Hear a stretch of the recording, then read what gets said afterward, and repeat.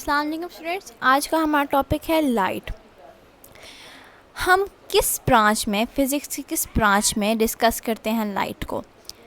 हम ऑप्टिक्स है एक फ़िज़िक्स की ब्रांच जिसमें हम लाइट को डिस्कस करते हैं। Optics is the branch of physics which deals with the study of physical aspects of light, its properties, propagation and production, as well as the working and use of optical instruments. Optics branch है physics की जिसमें हम light को discuss करते हैं। Light की production, किस तरह लाइट प्रोड्यूस हो रही है, प्रॉपर्टीज़ डिस्कस करते हैं।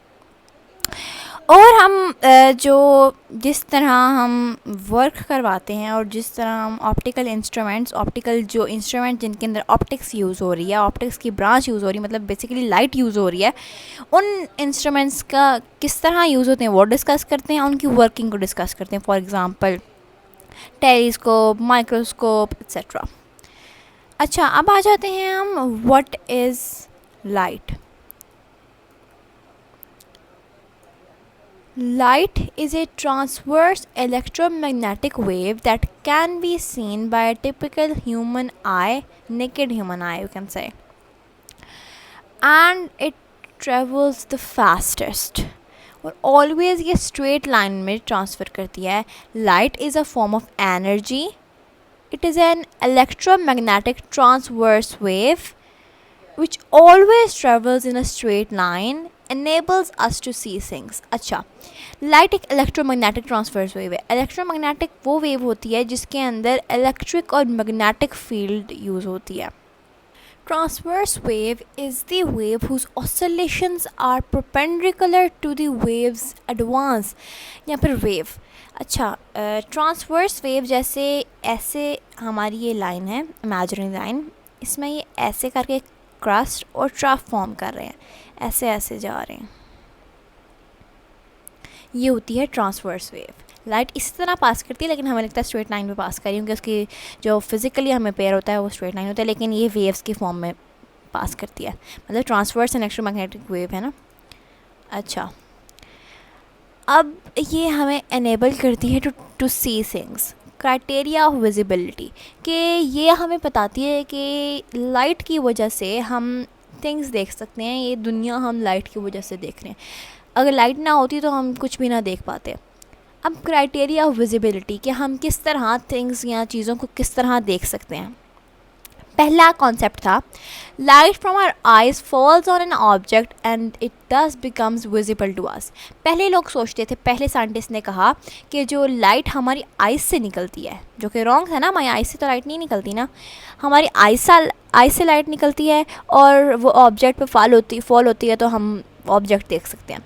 लेकिन देखो, अगर ये ट्रू होता तो हम डार्क में भी देख सकते होते, क्योंकि डार्क में हमारी आइज से रेज एमिट होती हैं और हम डार्क में देख लेते चीज़ों को, लेकिन हम डार्क में नहीं देख सकते, मतलब कि क्राइटेरिया गलत है। फिर साइंटिस्ट ने नया कॉन्सेप्ट दिया, light from the source falls on an object and it reflects back to our eyes making it visible. कि ये हमारी सोर्स है, हमने सन ले लिया, ये सोर्स है हमारी, सबसे बड़ी सोर्स है ना सन, ये हमने सन ले लिया। अब सन से हमारे ट्री पे लाइट फॉल हुई, अब रेज जो हैं वो इसके ऊपर फॉल हुई, इसके ऊपर फॉल होने के बाद ये हम यहाँ पे हमारी आए हैं, इस पे ये आके टकराई, इस तरह हमें वो ऑब्जेक्ट क्लियर हो गया। हमने जब ये इनको ट्रेस बैक किया इन रेस को, तो वो इस ऑब्जेक्ट पे आ रही थी, तो मतलब कि हमें ये ऑब्जेक्ट क्लियर हो गया, मतलब नज़र आने लग गया।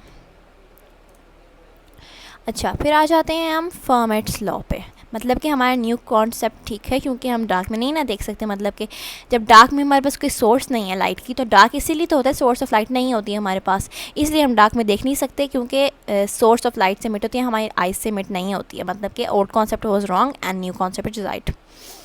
फिर आ जाता है formats law. Formats law is the law, यहाँ प्रिंसिपल जिसमें कहती है कि लाइट जब ट्रेवल करती है दो, मतलब फॉर एग्जांपल हम ले लेते हैं, जब लाइट ने ट्रेवल करना है पॉइंट ए से, उसने ट्रेवल करना है पॉइंट बी तक, ये पॉइंट बी है। अब इसके 3 पाथ्स हैं, या तो वो स्ट्रेट जाएगी, या तो वो ऐसे करके जाएगी, या तो वो ऐसे करके जाएगी। अब चूँकि लाइट जो है फास्टेस्ट ट्रैवल करती है, सबसे ज़्यादा तेज़ी से ट्रैवल करती है, इसलिए वो सबसे शॉर्टेस्ट पाथ ट्राई करेगी।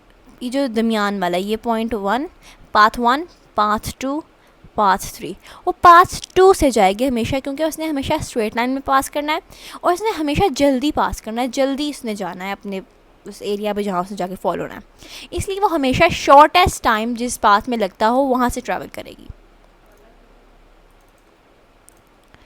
अच्छा, तो मतलब फॉर्मेट्स लॉ में है कि that light travelling between 2 points seeks a path such that the number of waves, the optical length between the points is equal in the first approximation to that in neighboring paths।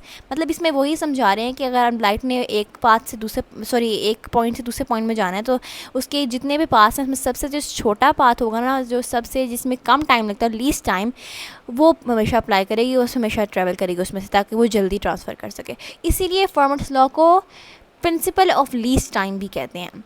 So thanks for watching. ये था हमारा आज का lecture. Bye bye.